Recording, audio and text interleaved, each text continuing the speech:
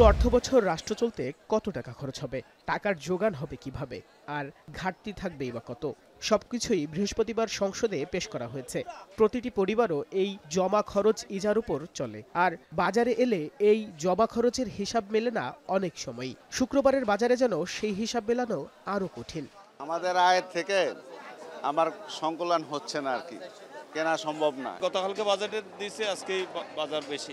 স্বাস্থ্য এবং স্বাদের মধ্যে চমৎকার একটা ব্যালেন্স করে পীর প্রিমিয়াম আয়োডাইজড লবণ। দুদিন আগেও পটল ঢেঁড়স বিক্রি হয়েছে 40 থেকে 45 টাকায়। শুক্রবার তা 10 টাকা বেশিতে বিক্রি হচ্ছে। টমেটো শসা সেঞ্চুরি পার করলেও কাঁচামরিচ ছাকিয়েছে ডাবল সেঞ্চুরি। লেবু 5 টাকা, ফ্রিজে 1 টাকা বেশি, কাঁচামরিচ কেজিতে 20 টাকা 30 টাকা বেশি। 5 কেজি শসা গত সপ্তাহে নিচে 250 টাকা দেয়া, এই সপ্তাহে 600 টাকা যাচ্ছে। 600 টাকা হইলে আমি কিভাবে নেব? 120 টাকা কেজি শসা নেওয়া সম্ভব?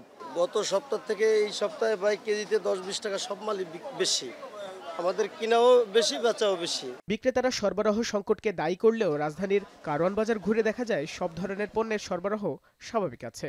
সবজি সরবরাহ কম, সেই জন্য বাজারে সবজি কম থাকার কারণে দামটা বাড়তি আর কি। বাজেটে আলু, পেঁয়াজ, রসুন সহ বেশ কয়েকটি নিত্যপণ্যের উৎসে কর কমানোর আভাস মিললেও বিক্রি হচ্ছে চড়া দামে। এদিন আলু বিক্রি হয়েছে 55 থেকে 60 টাকায়, পেঁয়াজ 80 টাকা, রসুন 200 টাকায়।